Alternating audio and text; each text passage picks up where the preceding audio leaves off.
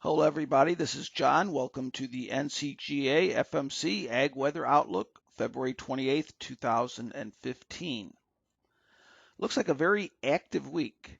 Lots going on to talk about, both in the short and the medium term. But let's start off by looking at past precipitation. You can see we really had a wet system just to the south of our area, inches of rain in this region, 2 inches or even more, very wet in parts of Kentucky and Tennessee. Further up north, not as much, although look at this here. Whenever we see this little alignment here, it's a streak of snow. And even with that, it really didn't show up too much as percent of normal, above normal. You can see most of the Corn Belt had yellows and reds, and that's indicating below normal precipitation. Now down here, we did have above normal precipitation as indicated in the blue and purple.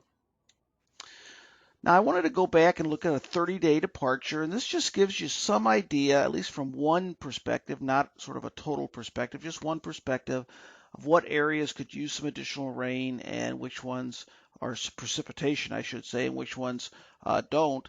And really, everybody is not in an extreme position, either dry or wet, wet being green, dry being yellow. But I want to bring to your attention that area from eastern Missouri across southern Illinois, Indiana, and Ohio. That area has been dry, and that's an area that could use some additional rain or snow. The area in green has been relatively wet. I think it could still use a little bit more, but not as much. Everywhere else we see not much shading at all, and that's indicating fairly close to normal.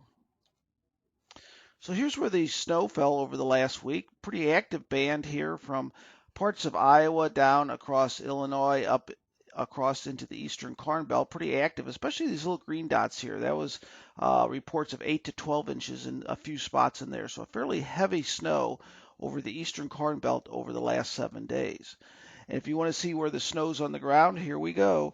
Look at this here. It's still not totally filled in. You can see here it's fairly light here, but this is the snow band from the past week. We have another snow band right here. So we have these streaks of fairly modest or moderate amounts of snow. It's still relatively light over the upper Midwest, especially compared to last winter and historical normals in this region. Pretty consistent snowpack over Wisconsin and pretty heavy over Michigan as well. Now, if you want to see how much water was contained in that snow once it melts, here we go. Generally about a ½ inch to an inch in this region right in here.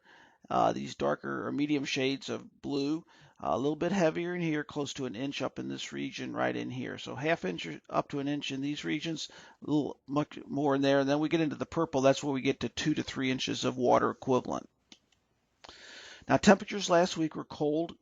Colder than normal over the entire Corn Belt, especially over the central Great Lakes, over the eastern Corn Belt, where we're looking at 15 degrees or more below normal, even 20 degrees or more over parts of the southern part of Illinois, Indiana, and Ohio. So definitely a very, very cold week. We've seen this trend for quite some time now. I have some good news. If you read my post I just sent out yesterday, you have a hint of what I'm going to say, but there's some big changes in store. Not this week, but now at least we have something we can talk about.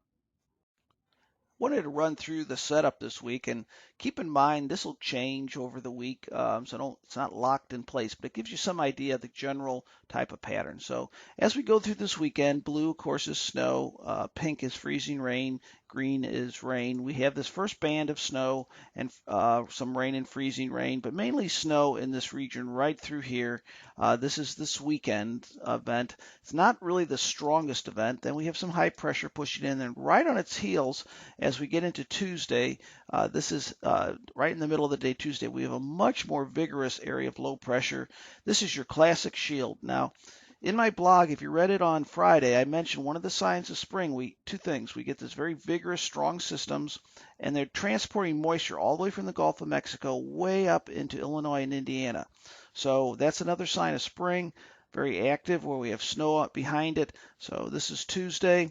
It moves through on Tuesday, possibly a very heavy rain on snow. Keep in mind, heavy rain on snow poses a flood risk, so it's going to be very messy over the eastern Corn Belt this week. Then as we go a little bit further, here we go into Wednesday, and then the system's moving through at that time. Okay, now the jet stream this week, you can see it dips over the region. We have some very strong embedded energy. That's why we're having these two storm systems. But as you know by now, this dip in the jet stream, this area of blue means cold temperatures. Looks like once the second system goes through, we're going to have a cold week. Now, by March 15th, the middle of the month, I wanted to show you here. We have this dip in the jet stream over the western U.S. This dip in the jet stream here is going to cause a bowing of the jet stream over the middle part of the nation, really a reversal of what we've seen. And look up in this region. We just see no sign of that polar low, Arctic low anymore. It's shifted well to the north, it's broke down, and this is ushering in a much milder type pattern, generally starting around the 8th in the western Corn Belt and overspreading the region by March 12th. So one more shot here. I'm not going to say this is the last one once this goes through, but this is a very major transition. And this time of year when we have this type of transition, it really could mean that we are going to have a very significant break from this cold pattern. Well, let's take a look at some temperature changes. I said there's going to be a transition. So let's start off by this weekend. Blue, of course, is below normal. Purple's well below normal. And as we go through Sunday into Monday, you can see below normal temperatures, not really extreme like we've seen, so there'll be some feel in the air of moderation, but still below normal.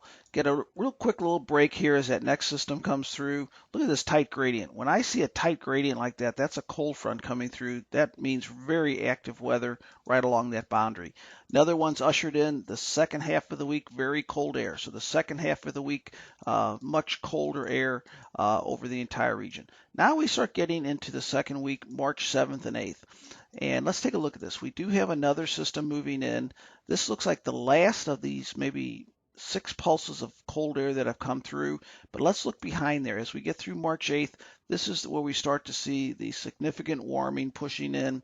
And as we go from the 8th through the 12th, you can see it gradually overspreads the entire area. Here's the 12th, and we have much warmer air over the area with anomalies of about 10 degrees or 15 degrees above normal by March 14th. So here's your precipitation forecast for the next 7 days. What we have here is the highest amounts of moisture are going to be pushing into the eastern Corn Belt, and that's why the amounts are heaviest in that region. You can see that some areas could get over an inch of rain and maybe even nearing 2 inches in a few spots. But a lot of that will be coming in the form of snow over some areas, and there are going to be 2 different patterns as discussed in the surface analysis. This is the first one. And then right now the models are showing the second one, actually some heavier amounts in this region, Iowa, parts of Wisconsin. A little bit early for that second one. Let's just see how that turns out. But right now that does look like 2 bands of snow, an early one early in this period and a second one following behind. Now the extended outlook, 6 to 10 day, let's look at temperature, below normal temperatures with the colder air pushing in.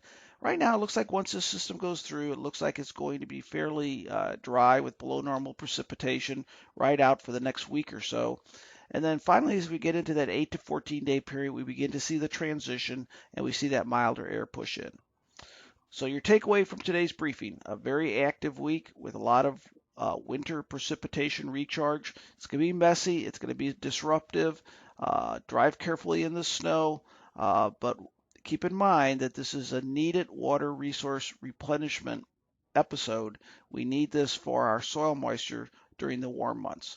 So widespread snow and rain this week, but then that transition, and I think it'll be very welcome, second week of March, generally moving in from the western areas on the 8th and overspreading the entire Corn Belt by the 12th.